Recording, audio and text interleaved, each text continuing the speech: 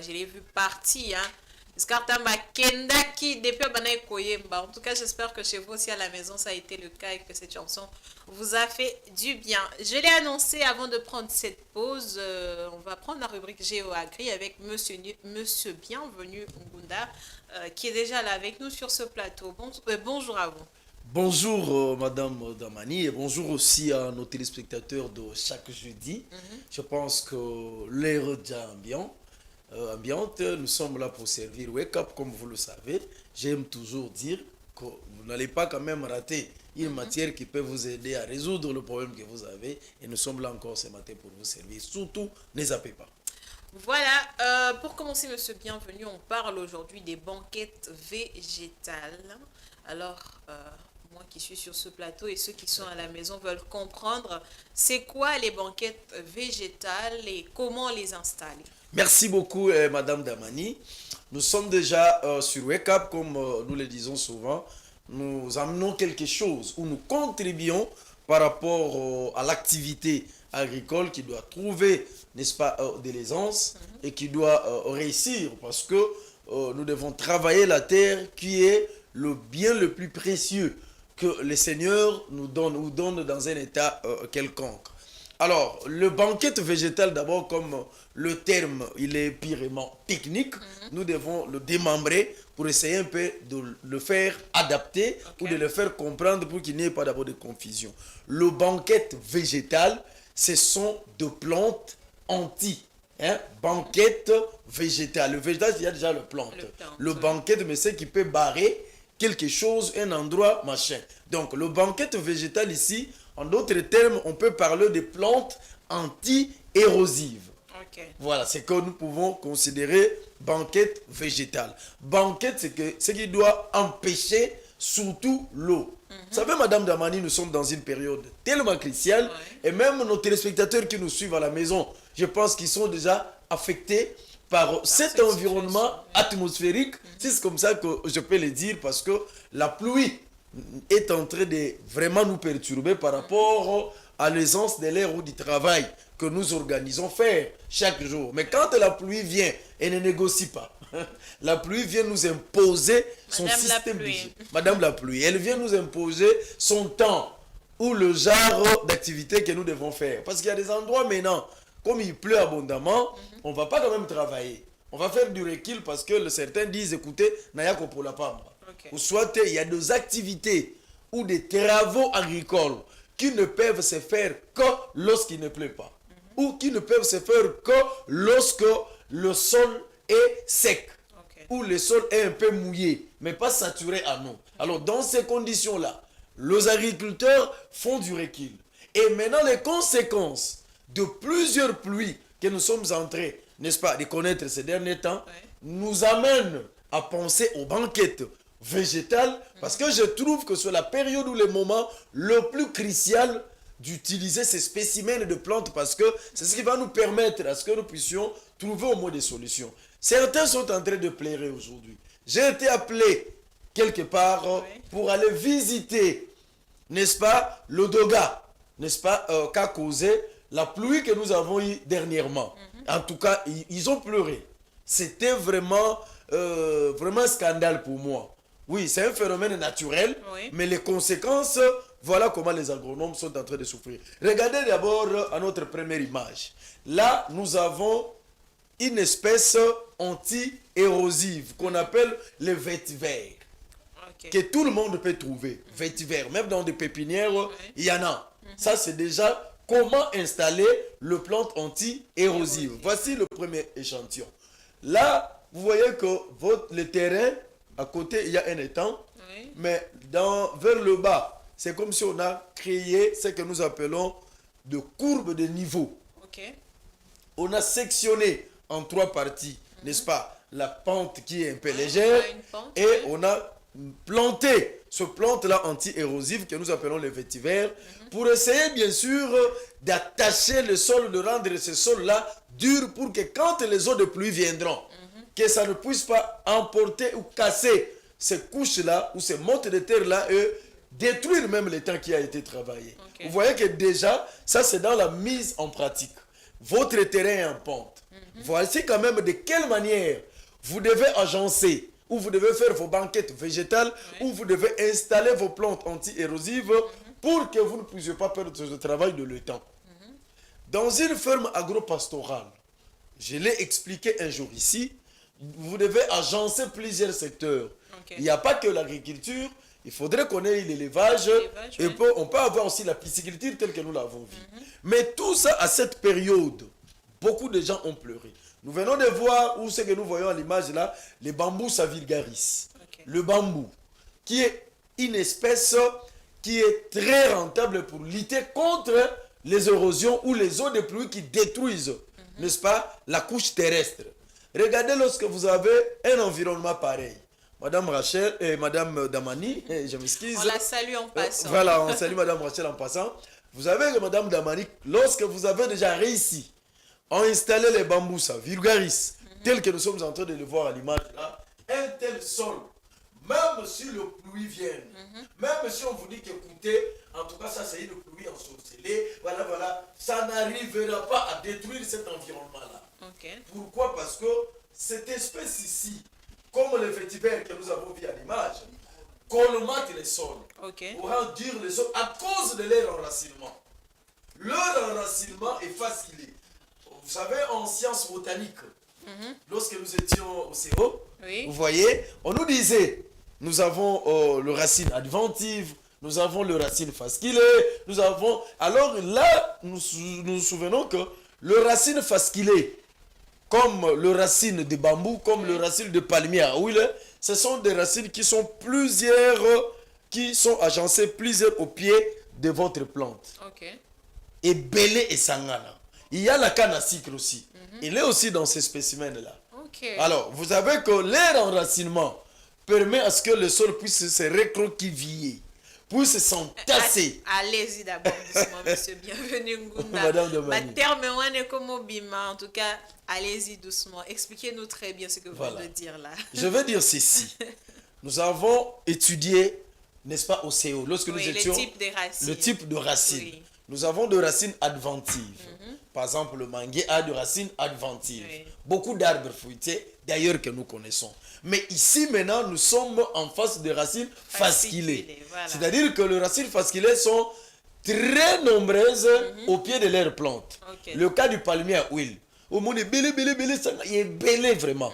Ça fait que le sol puisse être entaché, le sol puisse être dur. Pourquoi? Parce que ça va aller et en profondeur et ça peut prendre une touffe au pied de la plante. Vous voyez? Alors, lorsque vous voyez par exemple la canne à sucre, tel que nous sommes en train de le voir, merci beaucoup à papa Serge Kaniki, qui nous ramène ces images un peu pratiques. Lorsque vous vous retrouvez dans un environnement où vous avez placé la canne à sucre, on aura du mal à connaître les érosions à cause de leur enracinement. Vous voyez qu'à cette période, il y a des plaintes, il y a des pleurs, il y a des gens qui disent qu'écoutez, même voilà, nous vous ramenons déjà à ne pas sursoir ce travail-là. Nous vous demandons seulement de faire la rotation des cultures. Voilà la première solution pour parler de banquettes végétales. Il faut faire roter les cultures. Si vous avez planté la tomate, qui a des racines adventives, alors là maintenant, allez-y avec ces spécimens qu'on nous propose. Nous avons vu les bambous vulgaris, nous avons vu le vétiver, nous avons vu la canne à sucre. Et là, on peut aussi ajouter la pelouse. Sur des terrains, par exemple, plats ou accidentels. En dehors de ça, voilà à côté l'image éloquente qui nous montre. À côté, il y a la pelouse, mais de l'autre côté, il y a le bambou vulgaris. Lorsque vous mettez, et même le palmier nain aussi, à côté, lorsque vous vous retrouvez attaqué par les eaux de pluie qui viennent endommager votre travail, ne réfléchissez pas trop. Voilà comment on demande aux gens de suivre Wake Up. Comment vous comportez? En suivant Wake Up, on vous dira, faites la rotation des cultures. Et alors, l'hélice au péming. Moula peut pas sentir que tu as quand même au sosoli. Tu as suivi Wake Up. Tu as suivi cet enseignement. Crée les bambous vulgaris. Clôture tes champs. Bilanganayo nyonso par ces espèces ici. Si tu n'as pas utilisé les bambous, tu n'as pas utilisé le vétiver, utilise même la canne à sucre. Ça sera déjà de plantes couvertures qui peuvent déjà empêcher aux eaux de pluie qui ruisselle de détruire vos plantes. Alors, Monsieur Ngunda, vous avez parlé des racines fasciculées, vous avez présenté là quelques types de plantes à mettre pour lutter contre les eaux de pluie, lutter contre les érosions, mais c'est pour quel type de sol? Est-ce que tout type de sol sont en mesure de recevoir ce type de racines ou bien il y a vraiment un type de sol spécifique? Très belle question, Madame Damani. C'est comme si on voulait essouffler cette question-là. Elle est très cruciale pour que nous puissions bien comprendre ces sujets. Nous nous retrouvons, comme j'aime toujours l'expliquer, en agriculture, nous avons 3 types de sols. Nous avons les sols sableux, nous avons les sols argileux et nous avons les sols limonés. Les limons, c'est le sol argilé, en mélange et le sol sablé, qui peuvent créer un autre type de sol. Ou soit les débris végétaux qui tombent, purement du compost, mais mélangé au sable, ce type-là où ça a beaucoup plus de granules un peu grands. Ça, c'est le sol limoné. Mais le sol agricole, c'est le sol argilé. Pourquoi? Avec le sol argilé, l'eau ne s'infiltre pas facilement dans le sol. Vous voyez, parce que les trous sont un peu bouchés par rapport au sol sablonneux. Alors, le sable fait couler facilement l'eau. Je prends un exemple banal, que nos téléspectateurs nous comprennent. Nous sommes dans la matière. Lorsqu'il pleut, dans les quartiers où il y a plus de sable, vous verrez difficilement les eaux stagnantes. Dans les sols où il y a plus de sable, les eaux stagnantes sont difficiles à trouver. Quand vous allez à Mongafula, là où il y a le sable pur, après la pluie, allez-y. Ce n'est pas de la magie. Vous verrez que maille est stagné, et vendité, maille est salinini, et continue à cause de la porosité ou des pores qui sont grands dans le sol qui permettent à ce que l'eau s'infiltre, j'aime le dire. Alors, dans un sol argileux, quand vous allez, qui est un sol purement agricole, je prends un exemple, le sol de Ngaba. Et de manière un peu plus pratique. Le sol de Ngaba, quand vous allez, ou le sol de Makala, vous verrez qu'il y a des eaux qui ont stagné dans plusieurs endroits à cause du type de sol qu'il y a dans cet environnement-là ou dans ces communes-là. Vous voyez la différence là maintenant? Identifie qui peut résister, quel type de sol peut résister en eau. Quel type de sol peut résister aux érosions.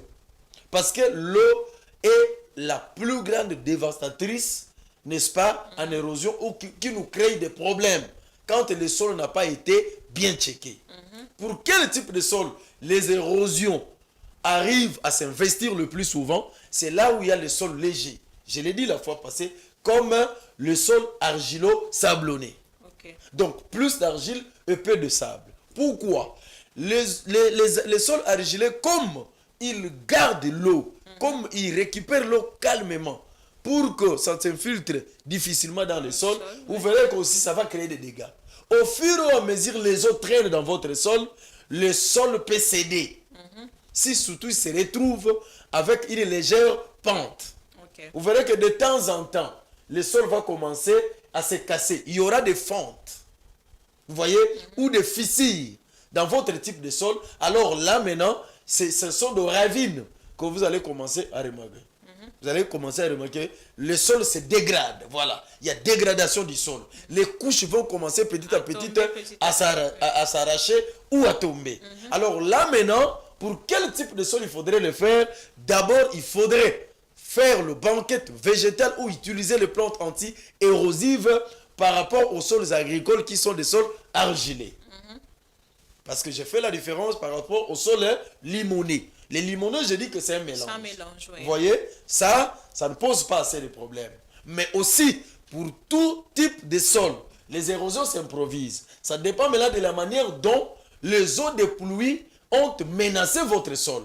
Mais les sols qui résistent le plus, c'est des sols qui sont plutôt facilement à connaître des coups, à connaître des érosions. C'est des sols légers. Les sols qui sont lourdes, parce que là maintenant on a un problème d'infiltration. C'est là où je parle des eaux stagnantes qui doivent avoir la nécessité d'être évacuées quand elles se retrouvent dans un environnement quelconque.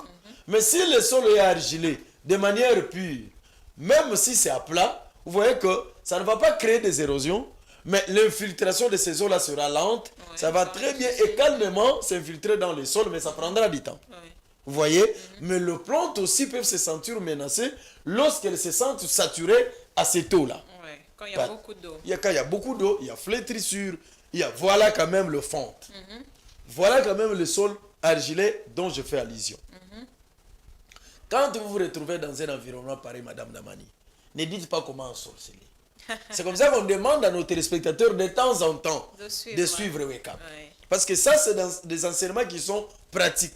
Au moment où je vous parle, observez bien votre superficie d'exploitation. Si vous vous retrouvez dans une telle situation, moi je vous dis que le banquette végétal ou les plantes anti-érosives que nous venons de voir en image sont déjà potentiellement préférées pour que vous puissiez résoudre ces problèmes-là. Vous verrez que si vous mettez dans ce sol-là la canne à sucre, si vous mettez le bambus vulgaris, si vous mettez le vétiver, si vous mettez, entre parenthèses, le maïs que vous devez planter avant que cette situation-là n'arrive, n'attendez pas. Il faudrait que vous puissiez d'abord planter le maïs tel que vous êtes en train de voir là, et que quand les eaux de pluie viennent, ils trouveront aussi un enracinement fasciculé. Je reviens toujours en botanique. Là, je pense que les parents peuvent noter ça aussi. Les élèves aussi. Vous voyez, les racines adventives, nous les avons étudiées. Les racines pivotantes, nous les avons étudiées. Les racines fasciculées. Là, pour résoudre ce problème, n'est-ce pas, d'érosion, nous sommes en face de l'enracinement fasciculé ou de racines fasciculées. Même le maïs, y compris aussi. C'est des espèces que nous pouvons utiliser avant que les pluies ne nous surprennent. Oui, parce que déjà, on est en train de voir déjà que plusieurs coins de la capitale, de la Voilà. ville, sont en train d'être Très inondés, endommagés. de subir des érosions. Mais Monsieur Ngunda, on voudrait entendre ça de votre propre bouche. Alors, qu'est-ce qui peut arriver si lorsque vous avez une culture et que vous ne prenez pas ces précautions de mettre les plantes anti-érosives, de mettre des banquettes végétales, comme vous le dites, le terme technique? Vraiment, merci beaucoup, Madame Damani. Je pense que là, vous parlez directement des conséquences. Oui, voilà. Voilà la non-négligence, ce que ça peut vous coûter ou vous donner. Je donne un exemple. Vous voyez en image là votre ferme. À côté, on a mis le bambou vulgaris. Si vous n'avez pas planté les bambous, à côté, il y a une maison. Vous allez perdre cette maison-là. Ok. C'est-à-dire que votre environnement ne sera plus habitable. Vous allez vous camoufler, vous allez fuir. Pourquoi vous direz, ferme nangue kota mai. C'est des expressions que les gens utilisent. Ouais. Oubliant qu'en suivant Wake Up, nous optons pour des solutions. Vous posez votre question très bien. Vous avez votre ferme, vous l'avez acheté. Vous avez votre espace foncier que vous voulez exploiter. Et que vous négligez cet aspect de choses-là, vous laissez les choses telles quelles. D'abord, vous perdrez de frais en termes de pertes. Ok. Les billes pour lesquels on fait l'agriculture, c'est un billet lucratif. Nous voulons gagner. Mais lorsque maintenant vous négligez que l'eau ou les eaux de pluie envahissent votre environnement, c'est-à-dire que vous avez vous-même engagé la perte, comme j'aime le dire. De ne perdre ce que j'ai investi. Ça, c'est le 2. Vous perdez en termes d'espace et de temps. Je prends un exemple. En saison de pluie, qui est aussi une saison culturelle, parce que nous avons les eaux de pluie, vous laissez une telle situation. C'est-à-dire, vous rentrez au vestiaire pour attendre la saison sèche pour terrain et comme marécage, je ne peux pas travailler, j'attends la saison sèche. Et pourtant, sur Wake Up de ce matin, s'il faut préconiser les plantes anti-érosives, telles que nous le voyons en image là, la solution est déjà optée. C'est-à-dire que vous allez faire travailler plutôt toutes les 3 saisons. Ok. A, B et C, vous n'aurez pas de problème. Pourquoi? Parce que les eaux de pluie sont déjà gérables. Ça ne va pas nuire au travail. Et donc là, que nous sommes en train d'éveiller Oui. la conscience d'abord des producteurs. De ne pas se laisser faire. Vous avez planté quoi?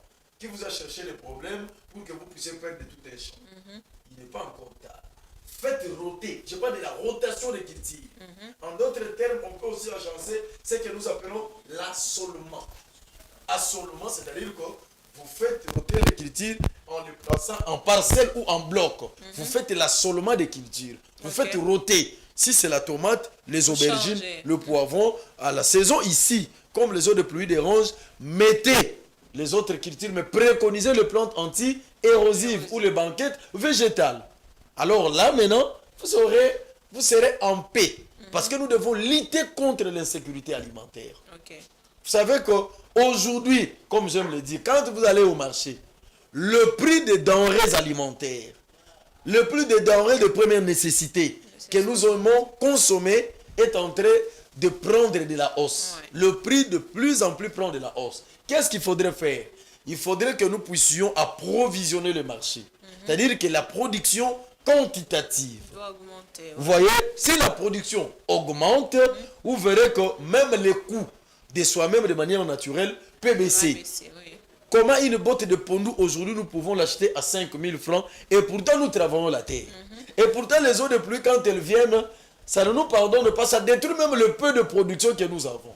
Parce que notre PIB, nous devons le préparer. Et le sol est le milieu le plus compétitif pour que nous puissions parler de la production végétale ou animale pour lutter contre l'insécurité alimentaire. Voilà, merci à vous, monsieur. Bienvenue, Ngunda. Nous avons discuté sur l'installation des banquettes végétales. Merci à vous pour la matière. Merci de la beaucoup. matière. Nous sommes serviteurs de l'État. Comme j'aime le dire, bien sûr. Voilà, on va prendre une pause musicale, histoire pour nous de souffler un tout petit peu et on va revenir.